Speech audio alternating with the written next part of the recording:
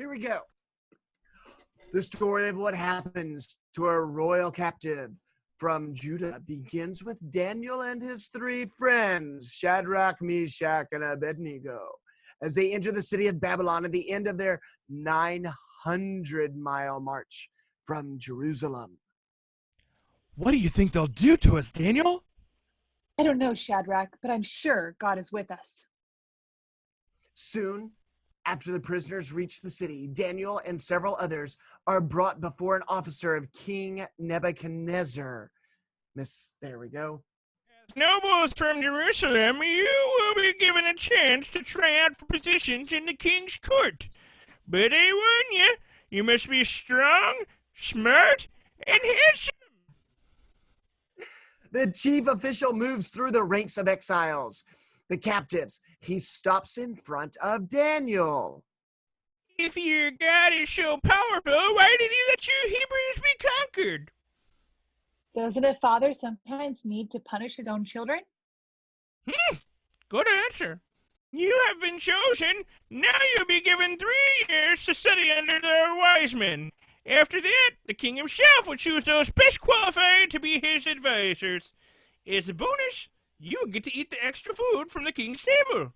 The young men are assigned a room at the palace to begin their studies. Even though they are technically captives, they receive the best of everything, including the king's food.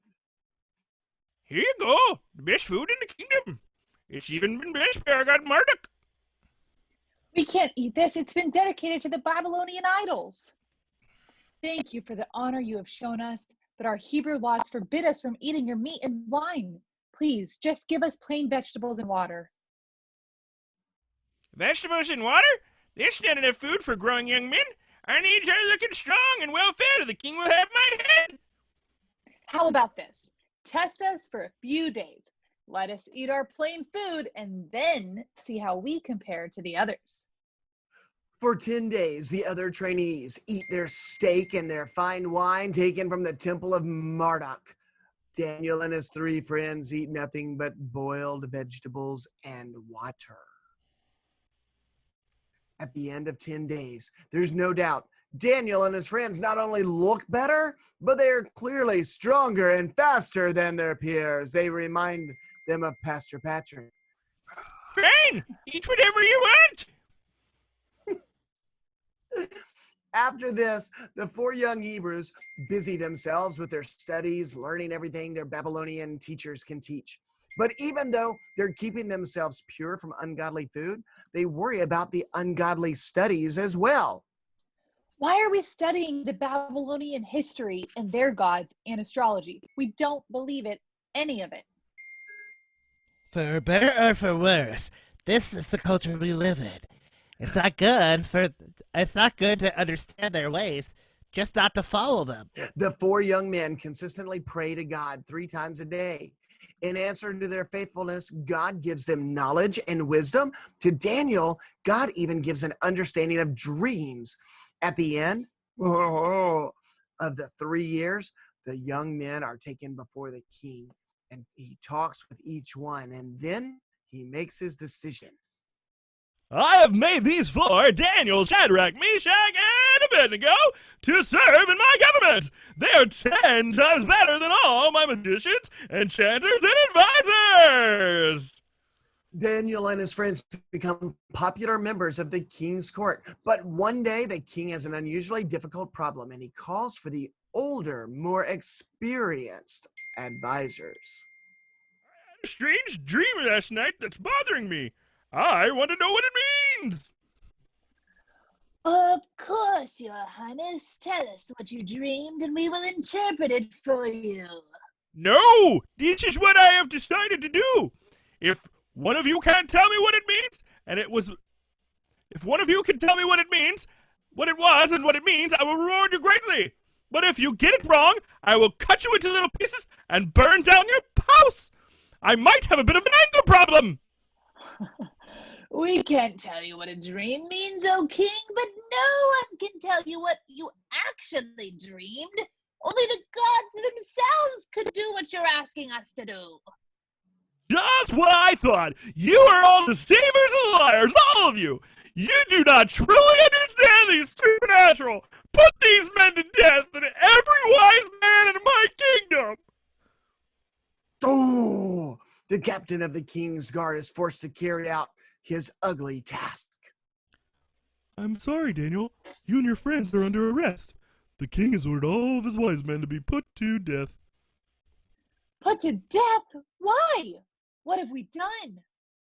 When the guard explains Nebuchadnezzar's anger, Daniel reacts calmly and wisely. He asks for permission to speak to the king. O king, give me time and I will tell you what you dreamed. You have until tomorrow this time, not 1 minute more! Daniel rushes back to his friends with the news. But Daniel, no one on earth can do what you promised to do. It's impossible.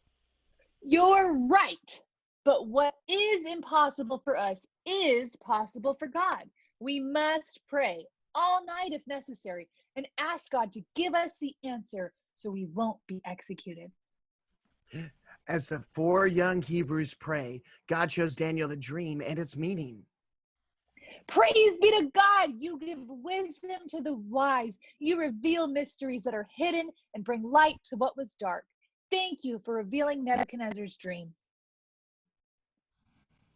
Wow. The next day, Have you come for more time, or can you tell me my dream? No man can do what you have asked, but there is a God in heaven who has shown your dream to me. You saw a mighty statue. Its head was made of gold, its shoulders of silver, and its legs of bronze and iron, but its feet were made of clay. Then you saw a large stone strike at the feet of the statue and break into many pieces.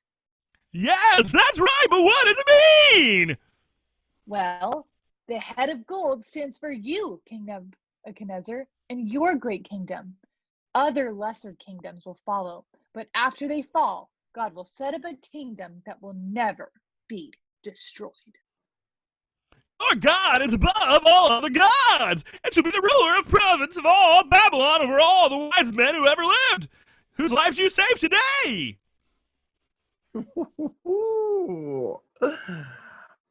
thanks to Daniel's miraculous interpretation of the king's dream, Nebuchadnezzar promotes him and his 3 friends to high positions in government. Years pass, and the 4 Hebrew men rule wisely and well, but the news does not make the king's other advisors very happy. Why should foreigners get power and honor instead of us? We have to get rid of Daniel. Not now. He's too powerful. But if we could turn the king against Daniel's friends, we might be able to cause some trouble for Daniel. Also, I'm Batman. Okay, hold on. I got stuck on Batman. Their opportunity comes when Nebuchadnezzar conquers Jerusalem. The king decides he's greater than all gods and builds a statue of himself.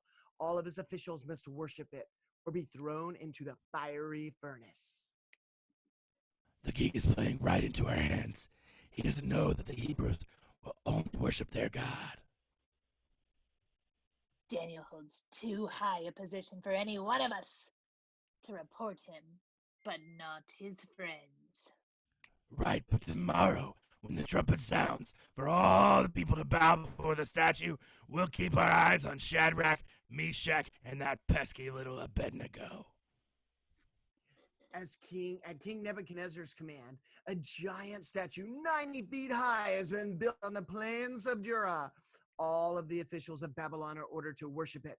The hour of worship comes. The movement the king's jealous advisors have been waiting for. The musicians have taken their places. The signal will come soon. The one that means death to Daniel's friends. Music fills the air. The officials of Babylon bow down and worship the golden statue, all but Shadrach, Meshach, and Abednego. See, they refuse to bow down. Eagerly, the jealous advisors report to the king. O king, 3 of your Hebrew officials have defied you. They refuse to worship your statue. What? Bring them to me at once! Worship the statue or I'll throw you into the fiery furnace! Tell me what God could save you from that! The God we serve can save us from anything, including fire. But even if he doesn't, we will never worship an idol. Heat the furnace 7 times harder than before and throw them in! The 3 Hebrews are quickly bound and thrown into the raging fire. Ah! It's too hot! I'm burning! I'm burning. But when the king looked into the furnace, They're alive! The flames haven't even touched them! Didn't we throw 3 men into the fire? We did, O king. But I see 4! The 4th looks like someone from heaven, even though I've never been there! Shadrach, Meshach, Abednego! Come on out here and see your old buddy, the king! King Nebuchadnezzar is struck with awe and wonder.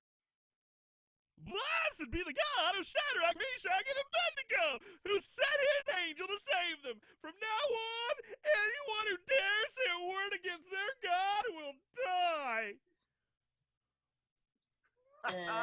We should probably not make any more attacks on the Hebrews. So here's the thing for us to remember as kids.